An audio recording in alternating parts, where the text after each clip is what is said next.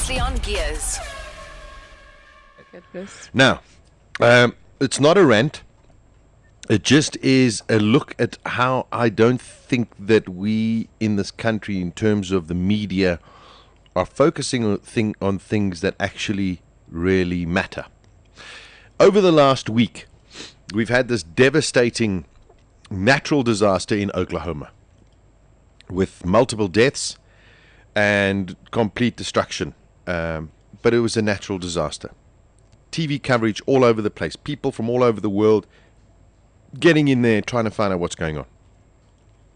In the UK 2 days ago, or 3 days ago, we had this senseless killing of a man in a street.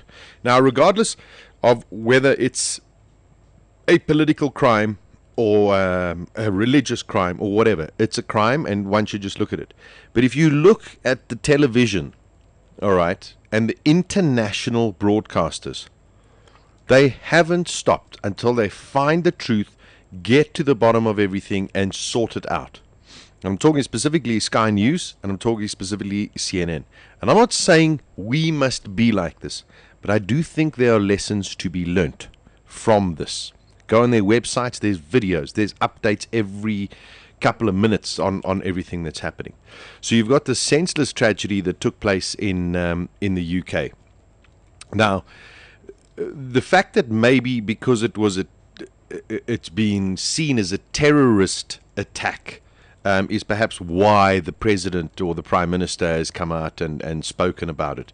But had it just been a senseless killing, I'm sure there still would have been a tremendous amount of press. Now, there will be people that will argue with me because about 2 months ago in Birmingham, a 75-year-old Muslim man was killed by a white person and there wasn't that much coverage.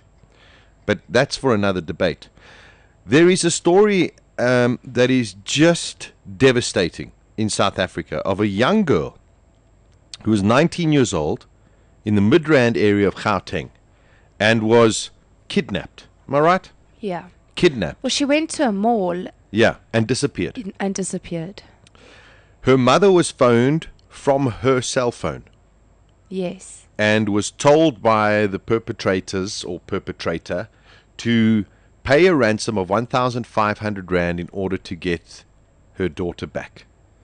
The mother paid the money, and they wanted the money into the daughter's account because they had her PIN card and everything or whatever, so they were going to draw it from there.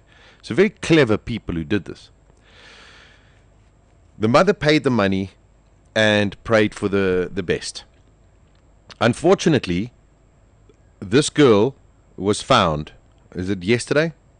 Yeah, but first, from what I read last week, the person who had her then sent the mother an SMS and said, "I've received the money, but I'm not releasing her because she disrespected me." Yeah. The man phoned again and said, "You're not would release her, but he said they would release the daughter and then said, no, it's not going to happen." Newspaper reported that he called again on May the 13th and said he would not release her because she had threatened her. Sorry. There we go. On Wednesday in Gumis, this is this young girl, Filasande Ngumi. Her body was found in an open stretch of veld in President Park in Midrand. Her family went to identify her at the mortuary on Thursday. That's terrible. Now, this is, just to let you know, on IOL, this is not even a lead story. It is one of the most viewed stories on the right-hand column of the page. Third one down. Vuyo Mbuli's funeral are the top two stories. But a student found dead is not a major story in this country. Their breaking news is ban the word colored, bladder infection, no future for these time travelers, Twitter trolls target Rooney baby, new in South Africa, Serato has California cool. This is what my point is. We are not focusing on the more important issues, and that is crime, and let's get to the bottom of it. News 24 webpage right now. I don't know maybe the sports editors got hold of the front page of News 24, but everything is rugby, rugby, rugby. SA troops deployment that is going out. Task team. There's not one story on this whole page about this young girl who was left in a field and killed.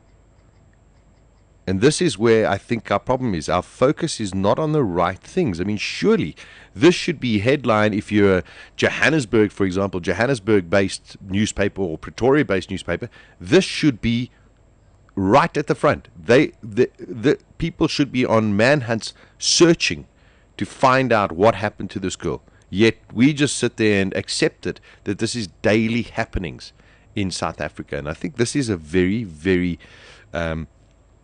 problematic area that we have. It's all nice, yes, get your sports pages, but not on the front page. There's no story on News 24 about this girl being found in the veld after a ransom was paid, and nothing further on it. This should be on every TV station, on every radio station, in every piece of paper to try and find out what is going on. And as Loki says, we are desensitized to crime. We just sort of accept it. Oh my word, a smash and grab. Oh, somebody got hijacked. Oh, this, oh, that. It's like normal day of life. We should not have to live like this. We really shouldn't. And I mean, I just find it crazy that that none of our newspapers or TV stations at present are pushing to try and find out what happened to this young girl. Where was this money drawn from? Were there CCTV cameras? Why are people not following up on these things? I'm really, really concerned that that nothing is getting done. The story that happened, I heard Natasha reading it on the Late Show, the 3 to 6 show on Mix FM and Bulls, about that girl that was raped by two, I don't know if they were paramedics but I didn't read anything about that in the actual news. Yeah, I don't understand. And that, I think that's the word. We are desensitized. This is the norm for us. And you know what? It shouldn't be. At the next intersection, turn on Gears with Sasha Martinengo. Weekdays from 12 to 2 p.m. Central African Time.